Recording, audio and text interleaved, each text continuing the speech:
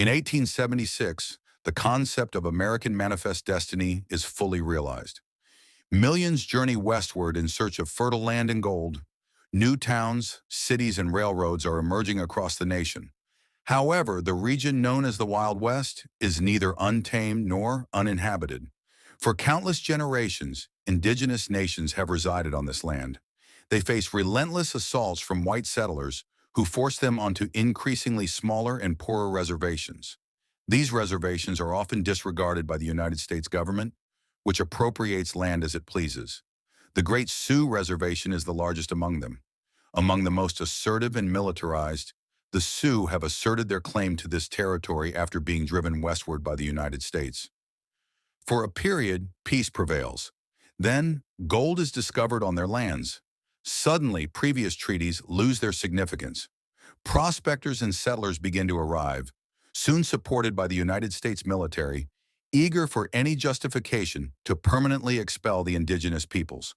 When native groups refuse to stay on their impoverished reservations and venture out in search of food, the United States commands 3 columns to launch an attack. However, progress is slow. It is not until June that the 2 northern columns merge, while the third is repelled. By this time, winter has ended. The indigenous peoples are at their strongest during the height of summer, with ample fodder and forage available. Frustrated by the lack of advancement, U.S. Army Command assigns George Armstrong Custer and 700 cavalry troops to locate and assault the largest native force, which is gathering under the leadership of Chief Sitting Bull. Custer, both courageous and impulsive, is confident that his well-trained troops will defeat any resistance from the natives. On June 25th, he discovers the enemy encampment, consisting of 3,000 warriors, situated in a valley along the banks of the Little Bighorn River. Concerned that the enemy might flee, he resolves to launch an attack that afternoon. Custer's main objective is to capture the enemy camp followers, as their seizure would provide significant leverage in negotiations. Consequently, he organizes his forces into 3 divisions. The first group, comprising 295 men under Captain Benton, is tasked with safeguarding the baggage train and serving as a reserve. The second group, consisting of 175 men under Major Renault, will cross the Little Bighorn River to the south and directly assault the native camp. The third group, led by Custer himself with 221 men, will maneuver north along the eastern bank of the river, utilizing the hills and ravines to conceal his approach. This strategy will position him ideally to strike at the fleeing noncombatants. At 3 p.m., Major Renault crosses the Little Bighorn, initiating the attack. Disregarding native skirmishers, his troops dismount and establish 3 firing lines just outside the enemy camp. However, he has grossly misjudged the enemy's determination. Instead of retreating, several hundred warriors have assembled. They launch a full-scale counteroffensive. Renault's line fights valiantly, but while the right flank is securely anchored on the river, the left flank is left vulnerable. As native riders begin to exploit this gap, Renault abruptly commands a retreat. The warriors give chase. Renault manages to regroup his men and establish a second line within dense woodlands. Their precise and disciplined fire rains down on the attacking forces. Numerous charges are repelled under a barrage of gunfire. Amid the tumult of battle, Major Renault turns to a local guide for counsel. Suddenly, the guide is shot in the head, splattering Renault with blood. Deeply unsettled, Renault shouts, "All those who wish to escape, follow me." Chaos ensues as some men join Renault, while others who do not hear his command remain to fight. It is currently a frantic rush to evade the advancing warriors. Numerous individuals are slain. The assaults cease only at 4 p.m., when Bentin's reserve finally arrives to bolster the line. In merely 1 hour, Major Renault has suffered the loss of 77 men, which constitutes 40% of his initial force. Even more troubling, they are ill-equipped to assist Custer, who is now riding alone and oblivious towards the entire native army. As Renault departs to assault the native camp from the south, Custer leads his 200 men northward. Custer, moving cautiously and navigating around hills, can hear the distant sounds of conflict, prompting him to detach 80 men to strike the native camp from the east.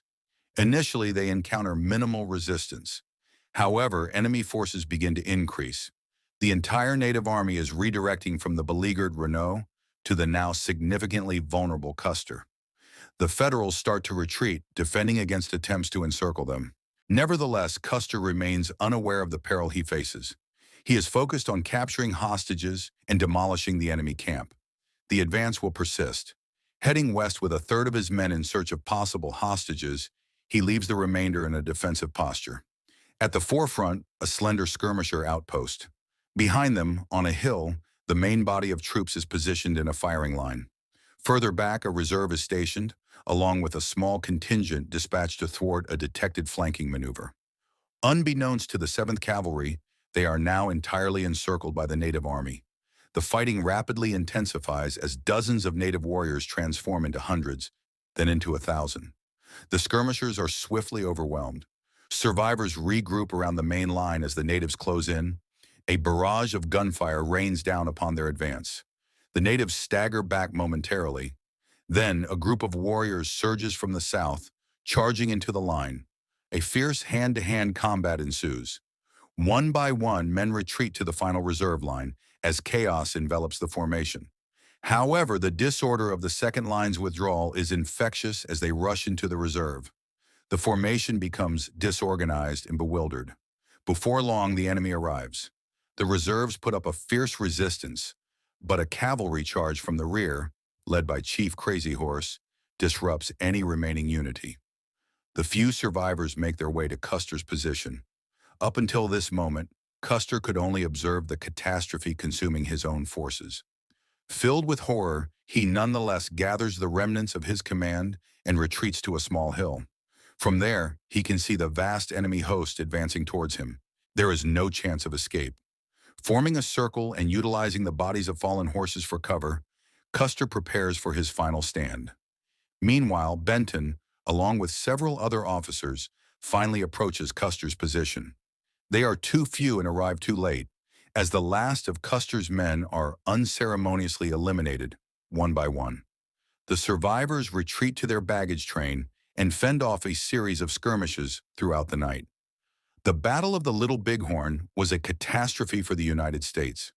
Overly ambitious and lacking proper respect for their adversary, Custer's command suffered 46% casualties, along with the loss of half the officers. Native casualties are approximately half that number. While celebrated in popular myth as a doomed yet valiant endeavor, in truth, the Battle of the Little Bighorn was an overzealous miscalculation against an enemy force. Despite the victory, the outcome of the war was never in question. The war concludes in May 1877. Although defeated and ultimately subdued, the courageous stand of the Indian tribes remains a significant moment in the resistance to westward expansion, one that will never be forgotten along the banks of the Little Bighorn. Thank you for watching.